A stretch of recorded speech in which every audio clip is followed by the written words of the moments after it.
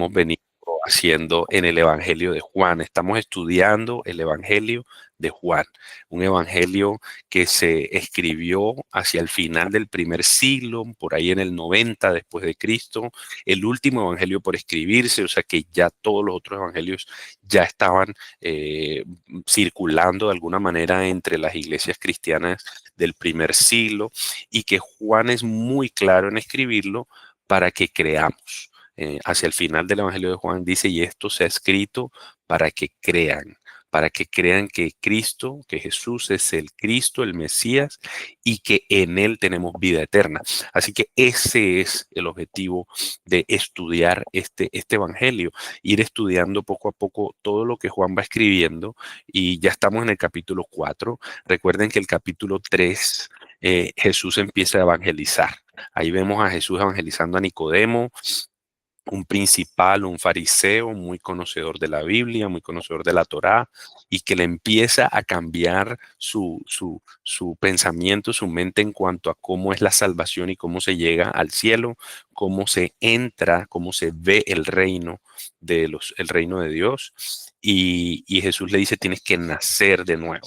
Y todo eso lo vinimos estudiando. Finalmente, esa historia quedó ahí como en stand-by porque no hay una historia, sino hasta el final del Evangelio es que vemos cómo Nicodemo realmente se decidió entregarle su corazón a Cristo y creer que él era el Mesías, y volverse a Jesús como el Cristo, como el Mesías. Y ahora en el capítulo 4 estamos viendo una conversación que también es evangelización. Jesús está evangelizando a la mujer samaritana. Y yo recuerdo muy bien el momento en el que yo recibo a Cristo, y las personas que estuvieron alrededor mío y que me compartieron de Jesús.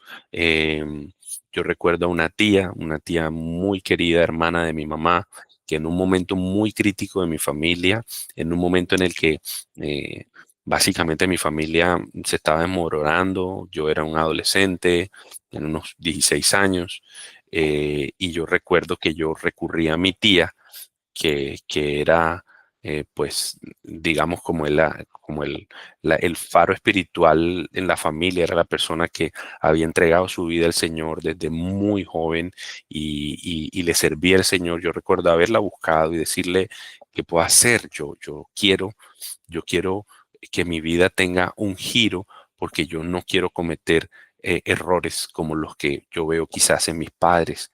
Y ella me dice, lo único que puedes hacer es recibir a Cristo, y Jesús es el único que tiene una palabra para ti, para que tú no perpetúes y no cometas los mismos errores. Y recuerdo cómo ella me introdujo al Señor, luego cómo yo empecé a crecer en el Evangelio. Y yo creo que con esto es probable que usted esté recordando, y quiero que recuerde de pronto un poco quién fue la persona o las personas, porque a veces pensamos que es en un solo momento, ¿verdad? A veces pensamos que nosotros recibimos a Cristo cuando hacemos una oración, y quizás no necesariamente es un proceso. Usted de pronto ha orado varias veces la oración de fe, las ha dicho varias veces, y cuál de esas fue la que recibió a Cristo. Bueno, finalmente es un proceso, y se va evidenciando, como lo hemos dicho en varios temas, en el fruto, en lo que usted va transformando su vida. Ahí usted dice, bueno, el Señor está haciendo algo, y realmente el Espíritu Santo habita en mí, y yo estoy siendo transformado. Y entonces eso es lo que estamos viendo aquí. Estamos viendo cómo Jesús en el capítulo 3 evangelizó, en el capítulo 4 evangeliza a la mujer samaritana. O sea, Jesús tiene que ir a Galilea, tiene que ir al norte, y entonces tiene que pasar por Samaria, y allí se detiene en un pozo. Con toda la intención se detiene en un pozo, se encuentra con una mujer, estaba ya determinado ese encuentro. O sea, eso no fue una casualidad, eso fue una diosidencia. Se sienta con la mujer, le pide agua contra todas las situaciones culturales, termina él compartiéndole, diciéndole, mira, yo te puedo dar agua viva, tú tienes una sed espiritual profunda y emocional que solo yo te la puedo saciar, porque yo soy el Mesías. Él digamos, se le declara a ella, que es la primera persona a quien se le declara como el Mesías, y que no lo hace abiertamente, ni siquiera con sus discípulos, porque había mandado a sus discípulos a buscar comida. Y entonces ahí, justo en ese momento, cuando él le dice, yo soy el Mesías, los discípulos regresan, ¿sí? Y entonces ahí yo quiero que tomemos esta historia y vamos a estar analizando esa última parte del capítulo 4. Hoy vamos a terminar, digámoslo así, de estudiar el capítulo 4. Y, y yo quiero que en este texto nosotros podamos ver las razones por las cuales debemos evangelizar. ¿Por qué debemos evangelizar? Jesús ha estado evangelizando por 2 capítulos y nos ha estado mostrando, digámoslo así, diferentes formas, diferentes estrategias de aproximarse a una persona. Allí tienen a Jesús en una situación muy cotidiana, aproximándose a la mujer samaritana, acercándose y tomando como oportunidad una situación muy natural que es, dame de beber, por favor, agua para entablar una conversación. La misma situación que podríamos tener si vamos en un taxi, si vamos en un avión, si vamos si estamos en una fila, en fin, las situaciones que Dios nos presenta y que facilitan el poder evangelizar. Y vamos a leer desde el versículo 27, ¿sí? Y así dice este Evangelio de Juan, capítulo 4, 27. Miren lo que dice.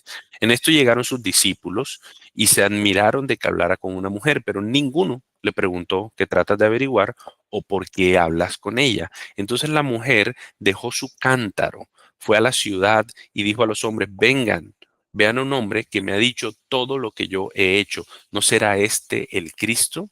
Y salieron de la ciudad y fueron a donde él estaba. Mientras tanto, los discípulos le rogaban, Rabí, come. Pero él les dijo, yo tengo para comer una comida que ustedes no saben. Entonces los discípulos se decían entre sí, ¿le habrá traído alguien de comer? Jesús les dijo, mi comida es hacer la voluntad del que me envió y llevar a cabo su obra. ¿No dicen ustedes todavía faltan 4 meses y después viene la siega? Pero yo les digo, alcen sus ojos y vean los campos que ya están blancos para la siega. Ya el segador recibe salario y recoge fruto para vida eterna, para que el que siembra se regocije junto con el que ciega, porque en este caso el dicho es verdadero. Uno es el que siembra y otro es el que ciega.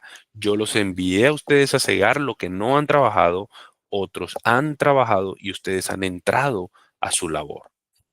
Y de aquella ciudad muchos de los samaritanos creyeron en él por la palabra de la mujer que daba testimonio, diciendo, él me dijo todo lo que yo he hecho. De modo que cuando los samaritanos vinieron, rogaban a Jesús que se quedara con ellos, y él se quedó allí 2 días. Muchos más creyeron por su palabra y decían a la mujer, ya no creemos por lo que tú has dicho, porque nosotros mismos le hemos oído y sabemos que este es en verdad el Salvador del mundo. Hasta allí, hasta el 42. Y bendito sea Dios por su palabra.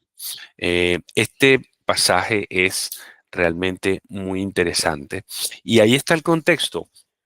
El Señor que ha estado justo hace un instante pidiendo agua a la mujer samaritana y teniendo una conversación con ella, miren lo que hace, toma el agua, que es una situación muy cotidiana y algo físico, hablamos incluso en ese tema de la sed y de por qué uno tiene sed y de luego cómo Jesús pasa a la sed espiritual. Jesús era experto en esto. O sea, Jesús era experto en tomar las condiciones, las situaciones cotidianas y convertirlas en una enseñanza espiritual. Qué impresionante. O sea, yo me imagino a Jesús como esa persona que siempre está hablando de algo espiritual y que todo lo lleva al plano espiritual.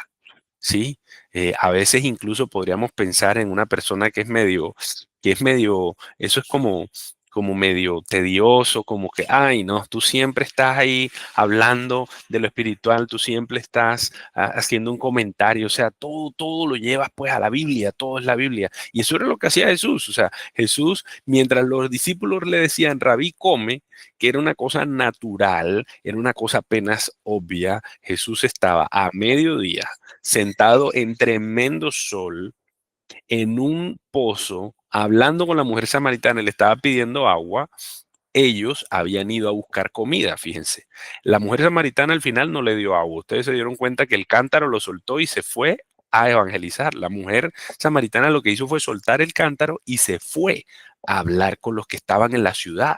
Y los que estaban en la ciudad, cuando escucharon el testimonio de la mujer, salieron, miren el versículo 30, salieron de la ciudad y fueron a donde él estaba. O sea, en ese momento en que los discípulos le están diciendo, Rabí, come, venían los hombres de la ciudad de Sicar, que era donde estaban ellos, a hablar con Jesús para escuchar lo que él tenía para decir, porque la mujer acaba de decirles, mira, yo creo que encontré al Mesías, yo creo que encontré al Cristo. Pero mientras eso pasaba, los discípulos le decían, Rabí, come. Y el Señor, en vez de decirles, no, tranquilos, miren, yo no tengo hambre ahora, estoy tranquilo, no tengo problema. De pronto sírvame un vasito de agua que tengo sed, pero nada más. Él les dice, yo tengo para comer una comida que ustedes no saben. Inmediatamente lo lleva al plano espiritual. Y entonces dicen los discípulos, bueno, le habrá traído a alguien de comer. Y ellos no entendían, no se atrevían a decirle nada, pero dicen, bueno, ¿será que esta mujer le trajo de comer? Pero nosotros llegamos y la mujer no tenía nada de comer. O sea, él no ha comido. O sea, que le trajeron cuando no estábamos nosotros, pero entonces, ¿por qué nos mandó a buscar comida? No tenía sentido. Ellos estaban confundidos con la respuesta que Jesús le había dado y por eso Jesús les aclara y les dice cuál es su comida. Les dice, mi comida es hacer la voluntad del que me envió y llevar a cabo su obra. Y tremenda enseñanza, familia, para empezar aquí, porque Jesús está mostrándonos que las necesidades fisiológicas que el Señor ha puesto en nuestro cuerpo son realmente un reflejo de la profunda necesidad espiritual con que Él nos ha creado. Fíjense que usó en la conversación con Nicodemo, usó una situación natural para explicar una verdad espiritual. Y le dijo, tienes que nacer de nuevo. Y toma el nacimiento y lo pone en paralelo total al nacimiento espiritual. Y entendemos muchas cosas allí de un evento natural, pero que tiene un significado espiritual muy claro y que es como una ilustración, un ejemplo. Dice, mira, esto que está pasando a nivel físico, a nivel espiritual también ocurre. Y luego habla con la mujer samaritana y les dice, yo tengo sed, y si tú supieras quién soy yo, tú me pedirías a mí agua. Y entonces le está diciendo a la mujer samaritana, mira, hay una sed mucho más profunda. Y también pone en paralelo la sed y el beber agua, pero la sed espiritual y el agua espiritual que solo tiene Jesús. Y ahora los discípulos le dicen, come, y él dice, no, porque mi comida es hacer la voluntad del que me envió y llevar a cabo su obra. Y las necesidades fisiológicas, o sea, hambre, ustedes han sentido hambre, ustedes han tenido hambre y ustedes quieren saciar su hambre y no hay absolutamente nada más que pueda saciar su hambre.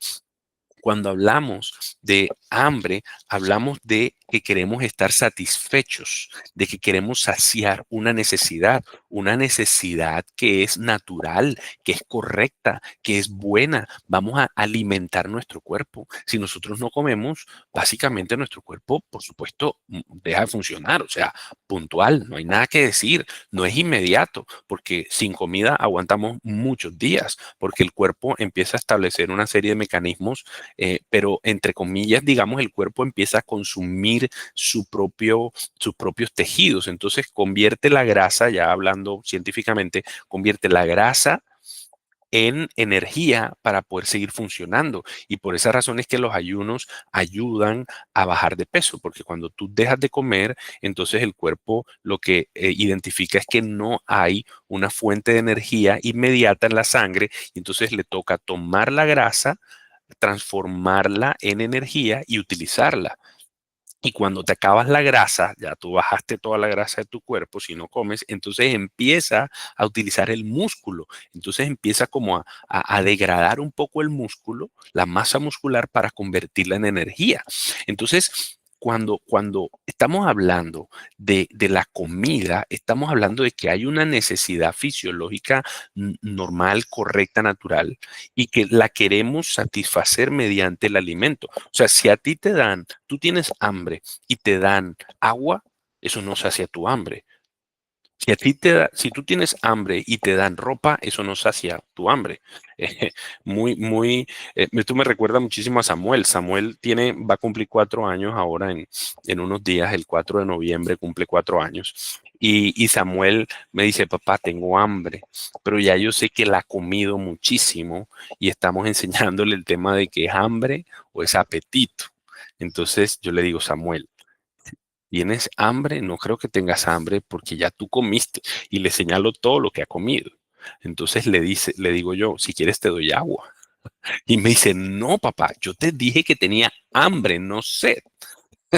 Entonces, cuando tú tienes hambre, tú realmente quieres algo que sacie tu hambre y no estás satisfecho, no estás pleno hasta que no comas. Entonces hay una sensación de urgencia, hay una necesidad allí.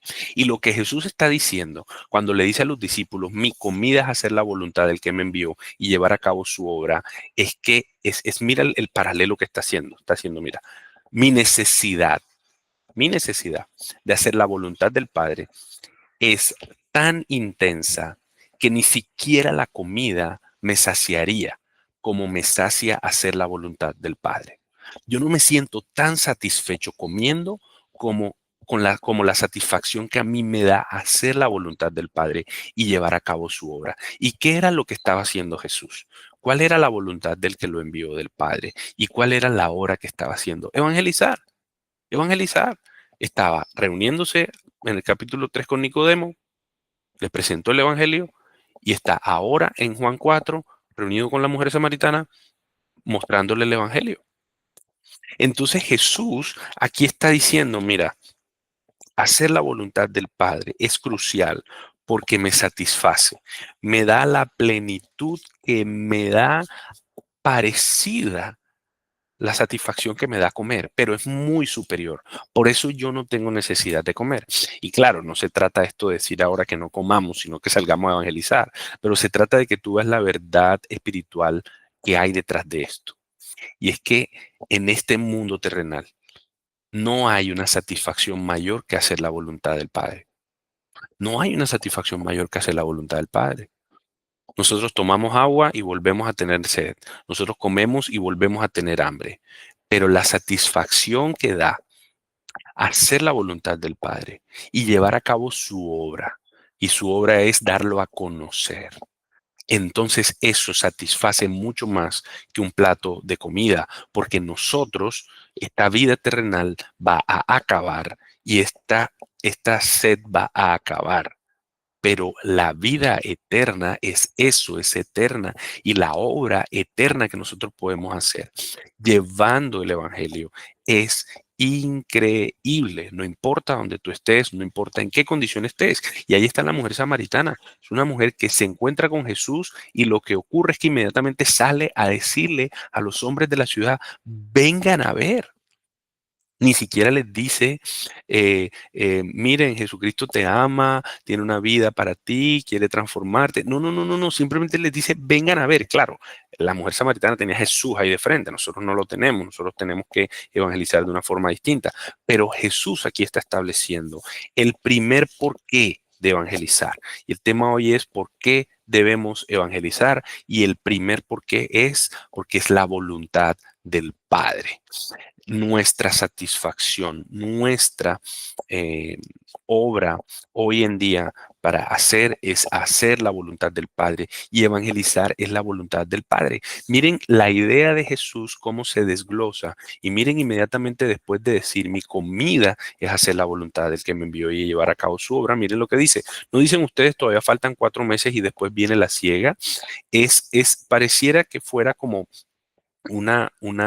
como algo que los discípulos hubieran dicho. Y entonces Jesús se los está recordando. ¿No dicen ustedes que todavía faltan 4 meses y después viene la siega? ¿No dicen ustedes que hay que esperar para recoger y empieza a poner una verdad espiritual como lo es la evangelización en un plano agrícola? Está imaginando un campo de trigo en donde hay un tiempo para sembrar y hay un tiempo para cegar.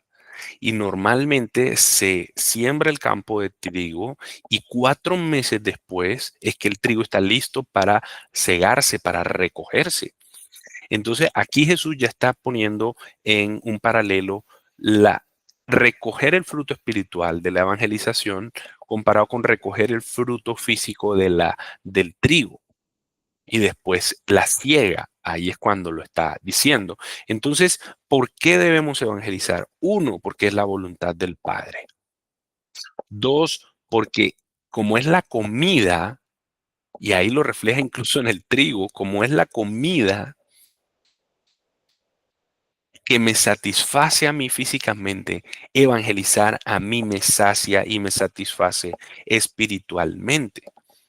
Me llena hacer su voluntad. Hacer su voluntad me llena. Yo estoy satisfecho si hago la voluntad de mi Padre. Entonces, yo debo evangelizar. Uno, porque es la voluntad del Padre. Y dos, porque me sacia y me satisface. Miren, vamos a ir un momento a segunda de Pedro, a la segunda carta de Pedro. Este pasaje es bien interesante. Segunda carta de Pedro, capítulo 3, en el versículo 9. Miren qué dice.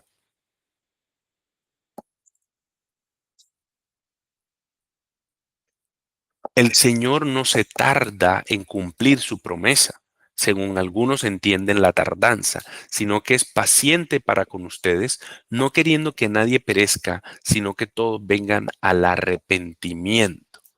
¿Y qué es este pasaje? Estoy mostrándoles cómo la voluntad del Padre es que todos vengan al arrepentimiento. O sea, la voluntad del Padre, incluso pensando en la segunda venida de Jesucristo, lo que dice ahí Pedro es que el Señor está, entre comillas, demorando la segunda venida de Cristo. Esto, por supuesto, es un decir porque Dios tiene los tiempos ya estipulados, pero este tiempo de 2000 años en el que la iglesia ha estado diciendo, ya viene Jesús, Cristo viene pronto, ya viene Cristo, la segunda venida de Cristo, Pedro ahí está diciendo, miren, algunos han escuchado que Cristo viene y que no ha venido. Imagínense, esto es en el primer siglo, los primeros 100 años. ¿Ah? Y nosotros tenemos 2000 años de estar esperando a Cristo. Y entonces algunos piensan que se tarda Jesús, que no ha venido y que está demorado. Pero no se trata de eso, sino que Él es paciente, dice Pedro, no queriendo que nadie muera, que nadie perezca, sino que todos vengan al arrepentimiento. ¿Cuál es la voluntad del Padre? Que todos le conozcan y que todos vengan al arrepentimiento, que todo el que crea venga al arrepentimiento, que se arrepienta de vivir sin el Señor, sin Jesús y se vuelva al Señor. Esa es la voluntad del Padre. ¿Por qué debemos evangelizar? Porque es la voluntad del Padre. ¿Por qué debemos evangelizar? Porque eso me llena, me satisface. Miren, no hay cosa más especial que uno compartirle a una persona y ver cómo Dios empieza a obrar en esa persona y pasan los años y el Señor está haciendo la obra en esa vida. Me lleva yo compartir de Cristo me lleva a estar satisfecho porque yo sé que estoy sembrando una semilla de vida eterna. No necesito nada más. Jesús dice, yo no necesito comer, mi comida es hacer la voluntad del Padre. Mi satisfacción es, mi plenitud es presentar al Señor. Eso es inigualable, inigualable, eso es invalorable. O sea, la plenitud que me da, la alegría, el gozo que me da a mí poder presentar a Cristo es increíble. Y entonces, en ese texto, seguimos leyendo. No dicen ustedes, todavía faltan 4 meses y después viene la siega, pero yo les digo, alcen sus ojos y vean los campos que ya están blancos para la siega. Entonces Jesús les está diciendo, miren, ustedes creen que en el mundo espiritual es como en el mundo agrícola, que toca esperar 4 meses. Bueno, en este tiempo, ahora que yo estoy aquí, dice Jesús, ya es el tiempo, ya es el tiempo. ¿Por qué debemos evangelizar? Punto número 3, porque ya todo está listo. Todo está listo. Ya el Señor Jesús ahí en ese pasaje en Juan les está diciendo, no hay nada que esperar. Ustedes creen que hay que esperar. Ustedes creen que es como la siembra del trigo, que tú siembras y te toca esperar 4 meses. No, no, ya no hay que esperar. Ya no hay que esperar. Yo estoy aquí, ya vine y ya no hay que esperar. Ya los campos están listos. Las personas están listas para ser cegadas espiritualmente. Está listo el campo espiritual para que tú vayas, lances la palabra y tú simplemente recojas. Mira lo que dice. En el versículo 36, ya el segador recibe salario y recoge fruto para vida eterna. Ya el segador se le ha pagado, ya recibe el salario y ya está recogiendo fruto para vida eterna. O sea, ya la siega empezó, la siega espiritual, recoger el fruto espiritual ya empezó y está recogiendo fruto para vida eterna, para que el que siembra se regocije junto con el que siega, dice el versículo 36. Y eso es algo bien llamativo, porque como les acabo de decir, habían 4 meses de la siembra hasta la siega, así que usualmente el que sembraba no veía al que segaba, porque habían 4 meses de separación. Pero aquí el Señor está diciendo, mira, yo he dispuesto en la vida espiritual algo tan especial que el que siembra se va a alegrar junto con el que siega. Porque en el versículo 37 dice, ¿por qué? ¿Por qué se van a alegrar juntos? Porque en este caso el dicho es verdadero. Uno es el que siembra y otro es el que ciega. Claro, son dos personas distintas. Y si nosotros nos metemos en este pasaje, nosotros al evangelizar estamos cegando, pero la siembra en el corazón de las personas ya la ha hecho el Señor. Y podríamos identificar a una persona en ciertas situaciones. Yo identifico a ciertas personas que en mi vida han sembrado el evangelio y ahora quizás son otros los que están viendo el fruto, la siega, recogiendo el fruto final de la cosecha. Eso puede ser verdad también en usted. Alguien ha sembrado en usted y otro es el que está viendo los frutos. Pero en el mundo espiritual, tanto el que siembra como el que ciega se regocijan, porque el Señor dice, ya está hecha la obra, ya está listo todo.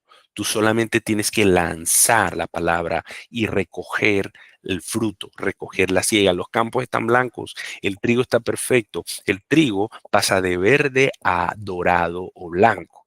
Y cuando el sol cae fuerte sobre un campo de trigo, tú ves el campo dorado y ya entienden la imagen que les mandé junto con la invitación para este estudio, que es un campo de trigo grandísimo, muy dorado, y en ese momento, entonces, el que ciega, el segador, el agricultor, dice, ya está listo el trigo para recogerlo, hay que empezar la siega. Y entonces van con una hoz y van cortando y van recogiendo todo el trigo para luego convertirlo en harina o guardarlo, en fin. Y entonces de eso se trata. Jesús dice, hay un campo espiritual listo para que tú vayas, lances la palabra y recojas. Esto se trata también de que vean con Jesús el ejemplo que él ha hecho.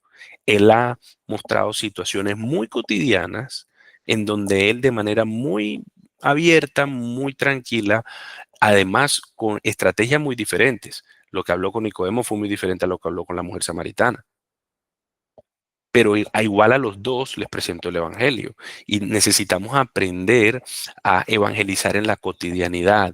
A veces creemos que evangelizar es solamente coger de pronto unas 4 llaves e irnos a un parque y hablarle a alguien desconocido. La evangelización más efectiva quizás es la evangelización que tú haces con el que ves todos los días y que tú un día de pronto en un café te puedes sentar con él o con ella y decirle, mira, tú has reflexionado acerca de tu vida espiritual, yo de pronto te quiero contar. Y entonces allí, cuando tú te das cuenta de que todo está listo, tú puedes pasar al punto número 4 de por qué evangelizar, y es que tu testimonio puede ser la excusa perfecta. Entonces, evangelizamos uno porque es la voluntad del Padre, evangelizamos dos porque sacia, porque satisface, evangelizamos tres porque ya todo está listo, ya el campo está listo, ya Dios lo sembró, ya Dios dio el crecimiento, ya Dios hizo lo que iba a hacer y ahora tú puedes recoger fruto ya para vida eterna, no tienes que esperar nada. Y número 4, tú, ¿por qué debes evangelizar? Porque tu testimonio puede ser la excusa perfecta. Mira lo que pasó con la mujer samaritana. Su testimonio fue la excusa perfecta. Es una mujer, además, con un pecado bien fuerte, con un pecado público, un pecado que todos los hombres de la ciudad de Sicar lo conocían, ¿sí? 5 maridos, y el que ahora tienes no es tu marido tampoco. Eventualmente, la mujer samaritana era esa mujer con la que nadie quería hablar, con la que los hombres no querían ser vistos. Y entonces esa mujer, con ese testimonio tan tremendo, públicamente, socialmente duro, va al pueblo y les dice, he encontrado al Mesías. Ni siquiera tuvo que decir, miren, yo vivo una vida perfecta porque no lo tenía. Ellos sabían de su pecado, sabían de su vida que no agradaba a Dios, pero las palabras de ellas de apuntar a Cristo fue lo que hizo la diferencia. Entonces la samaritana lo que hizo fue darle su testimonio. Y ahí lo dice, ¿no? Ahí lo dice. Y de aquella ciudad, en el versículo 39, dice, y de aquella ciudad muchos de los samaritanos creyeron en él por la palabra de la mujer que daba testimonio. ¿Qué es un testimonio? Nosotros en esta familia damos testimonios frecuentemente y buscamos con eso mostrar lo que Dios ha hecho. Pero ¿qué es un testimonio? Un testimonio es decir, cómo estaba antes, y es lo que ella les dijo. Él me dijo todo lo que yo he hecho. ¿Hasta cuándo? Hasta hoy. De aquí hacia atrás, todo lo que yo he hecho, él me lo mostró y ustedes lo conocen. Así que yo doy testimonio de que yo era esto antes, de que yo hacía esto antes, de que yo me comportaba así antes. Y ahora Jesús ha venido a mi vida y ha transformado de esta manera mi vida. Y ahora yo me comporto de esta otra manera. Eso es un testimonio. El antes, lo que hizo Jesús y el después. Y con eso yo lo que estoy diciendo es que Jesús es el centro y es el protagonista de lo que ha pasado en mi vida, porque el testimonio lo que hace es apuntar a Cristo. Y tú puedes utilizar tu testimonio, tus errores, tus pecados pasados, y tú puedes apuntarle a alguien a Cristo. Yo tengo la fortuna de tener muchos estudiantes y que son muchachos jóvenes, y bueno, por la misericordia de Dios, yo gozo de una buena reputación, de una buena imagen. Y los muchachos me ven como una figura paternal, me ven como una figura paternal y he tenido la oportunidad de tomar esa imagen mía y de siempre decirles, no me vean a mí, no soy yo, no soy yo, es el Señor. Yo no soy así. Si como el Señor tú pudieras ver mi corazón, te sorprenderías. Pero es Cristo el que me da la capacidad. Y yo, con algunos, digamos, con los que el Señor pone en mi corazón de ser un poco más activos en presentarles el Evangelio, yo les digo, mira, en esto yo me he equivocado, pero el Señor lo ha usado de esta manera y ahora está cambiando mi vida en este sentido. Tú puedes hacer lo mismo. Y de esa manera, ¿por qué debemos evangelizar? Porque tu testimonio es la herramienta que Dios te ha dado. Tú te pones a pensar por qué yo he vivido situaciones tan duras, por qué a mí me han pasado estas cosas, por qué yo he tenido que vivir esto o lo otro. Y la respuesta sencillita es que el Señor te está enseñando para que tú puedas proclamarlo a Él, para que tú puedas ahora hablar de Él y decir, bueno, mira, esta situación tan terrible que yo viví, al final redundó en que yo conociera al Señor y ven y te muestro quién es el Señor para mí. Entonces, nosotros podemos pensar que de pronto en un momento no, es que no creo que sea el momento propicio, no es el momento propicio porque evangelizar es la voluntad de Dios, así que siempre será un momento propicio. Dos, es evangelizar es ideal porque te va a satisfacer, te va a dar una plenitud espiritual que tú no la vas a poder sentir con nada diferente a eso. Tres, ya todo está listo. O sea, tú no necesitas hacer nada. Es más, miren, me regreso un momento porque no quiero que se me quede este pasaje que lo tengo aquí en mis notas, Primera de Corintios 3, desde el versículo 4. Miren lo que dice, porque cuando uno dice, yo soy de Pablo, y otro, yo soy de Apolos, no son como hombres del mundo. ¿Qué es pues Apolos y qué es Pablo?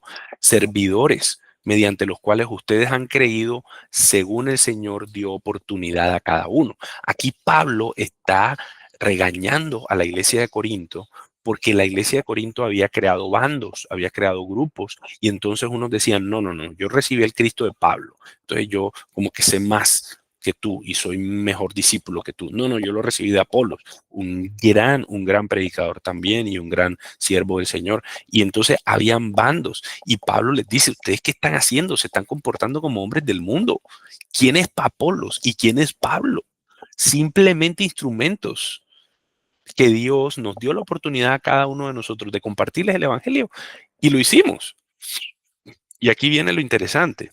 Yo planté, Apolos regó, pero Dios ha dado el crecimiento. Punto.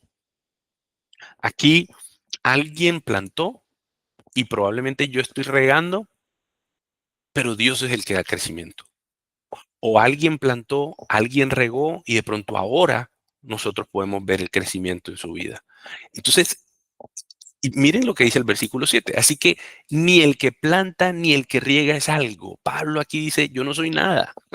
O sea, Apolos, Pablo, no somos nada. ¿Quién es algo? Dios, que da el crecimiento.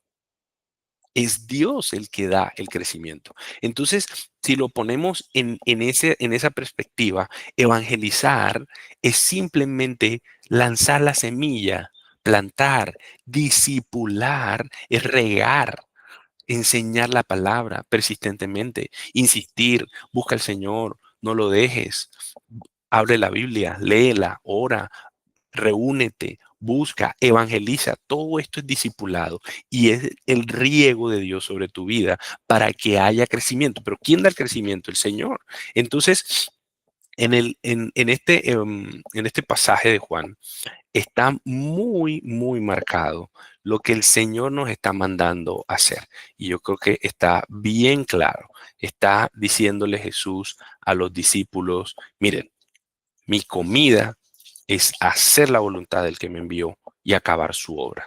Y para Jesús, su obra, además de evangelizar, era morir en una cruz. Esa era su obra. El propósito de Jesús al venir a la tierra era vivir una vida perfecta para que esa vida perfecta pudiese ser ofrecida a Dios en sacrificio, morir por nosotros. Esa vida perfecta que yo jamás voy a poder cumplir, la vivió Cristo. Y ahora esa vida perfecta de Cristo se me acreditó a mí por la fe. Yo creo, yo creo que ahí en la cruz hubo un intercambio. La vida perfecta de Dios pasó a mí, a mi cuenta espiritual, y yo fui justificado, perdonado, reconciliado. Y mi vida de pecado, mis pecados, mis faltas, mi rebeldía con el Señor, pasó a Cristo y en la cruz murieron.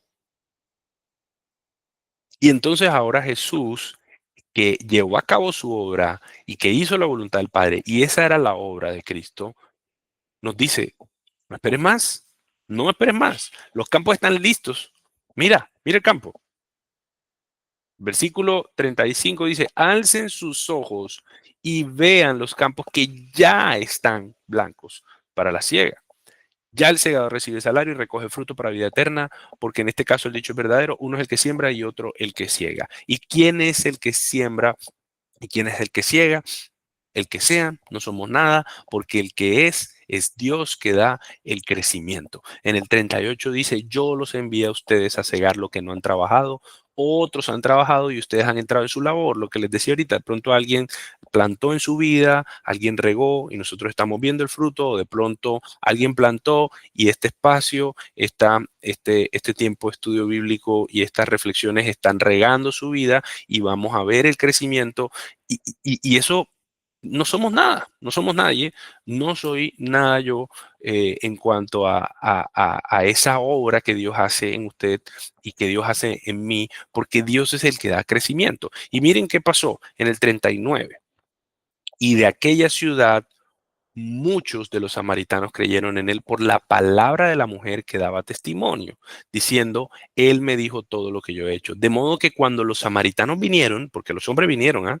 Los hombres vinieron, miren que le decían, rogaban a Jesús que se quedara con ellos. Y él se quedó allí 2 días. Le voy a decir cuándo ocurrió esto en otro lugar de Judea, en ningún otro. Él fue a Samaria empezando su ministerio y se quedó allí 2 días. Eso no lo hizo en ningún otro lugar. Eso no lo hizo. ¿Ustedes se imaginan qué fue quedarse con Jesús ahí 2 días? O sea, impresionante. Todo lo que Jesús empezó a enseñar, empezó a decirles, a explicarles el Evangelio. Y miren lo que dice, muchos más creyeron por su palabra. Y decían a la mujer, ya no creemos por lo que tú has dicho. Entonces, ¿por qué evangelizar? Punto número 4, porque mi testimonio puede ser la excusa perfecta. Punto número 5, porque evangelizar me da hambre y sed de Jesús. Estos hombres que fueron evangelizados quedaron con hambre y con sed, quedaron con ganas de más. Dijeron, Jesús, necesitamos oír más. Ahora tenemos una necesidad espiritual profunda de oírte. Y entonces le rogaban a Jesús, le dijeron, Jesús, por favor, quédate con nosotros aquí, no te vayas, queremos oírte, queremos escuchar lo que tienes para decir, porque cuando tú plantas la semilla y esa semilla germina en un corazón que Dios ha transformado, entonces empieza a haber una sed del Señor y tú quieres leer su palabra y tú quieres orar y tú quieres aprender y aprender y aprender y quieres escuchar al Señor y quieres oír de su palabra y quieres seguir creciendo. Eso es evangelizar. Cuando tú plantas la semilla, entonces evangelizar te da mucha más hambre y mucha más sed de Jesús. Y eso en la persona a la que tú evangelizas. Pero tú que estás evangelizando, que estás tirando la semilla, tú ves eso y dices, qué impresionante, Señor, yo quiero estar en este lugar. Yo quiero crecer en ti. Yo quiero seguir creciendo, yo quiero seguir madurando. Entonces, evangelizar tiene ese doble propósito. Te da hambre y sed de Jesús, de conocerle más. ¿A quién le da hambre y sed? Al que recibe la semilla, pero al que la tira, que somos nosotros, al que la planta, que somos nosotros.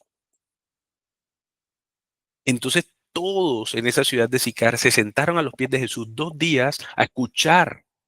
Evangelizar. ¿Por qué evangelizar? Porque me da más hambre y más sed de Jesús.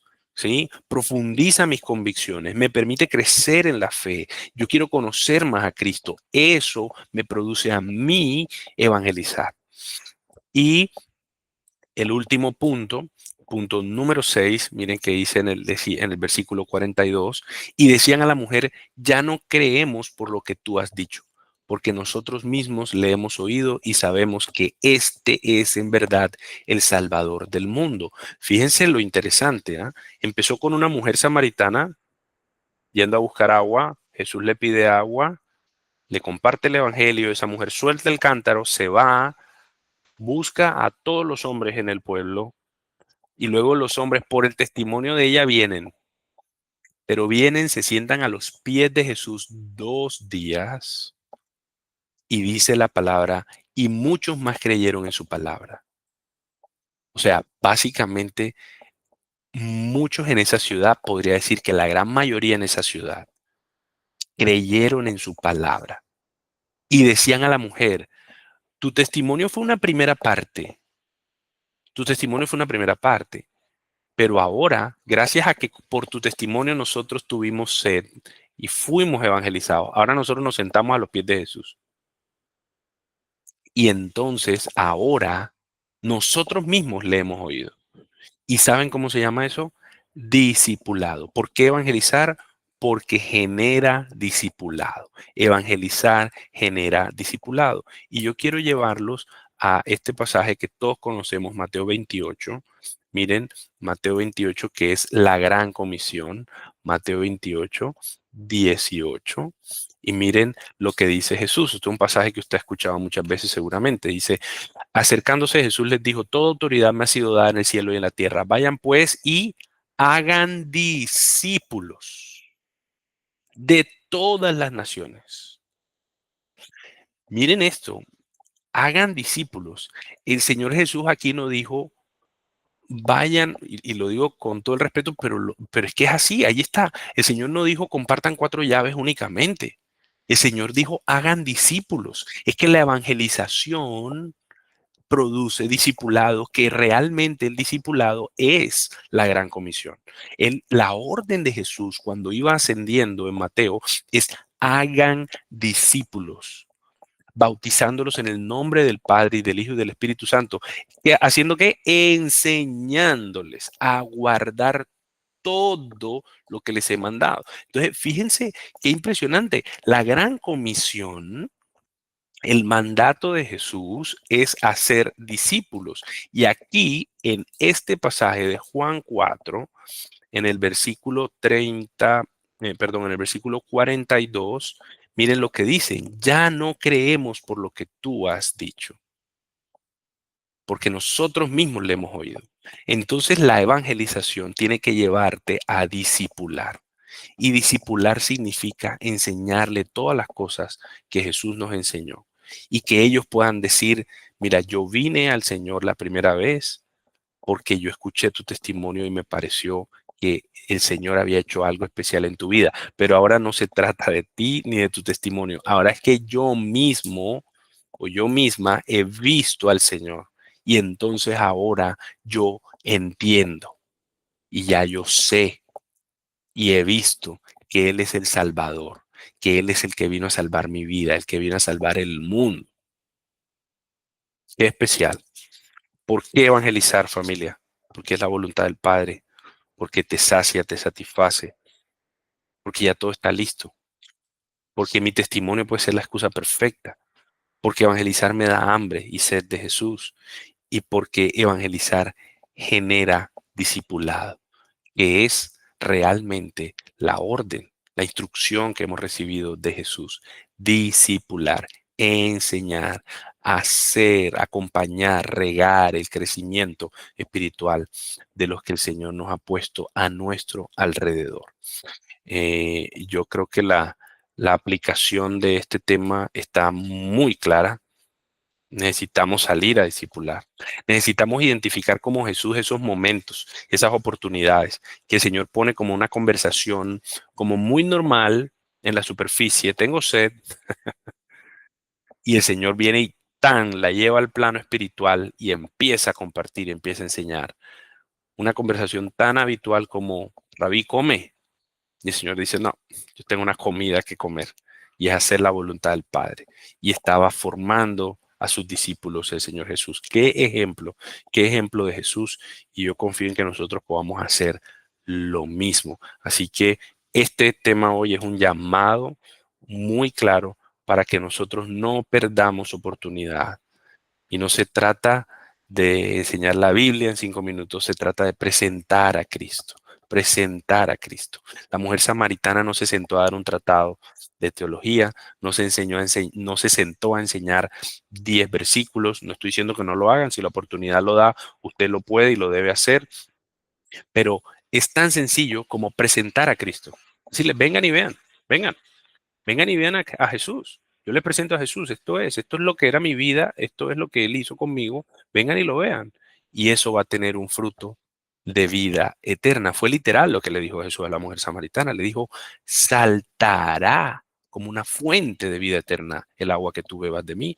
Y fue inmediato. La mujer fue y habló y prácticamente toda la ciudad estaba a los pies de Jesús 2 días después, aprendiendo de su palabra. Vamos a orar para terminar.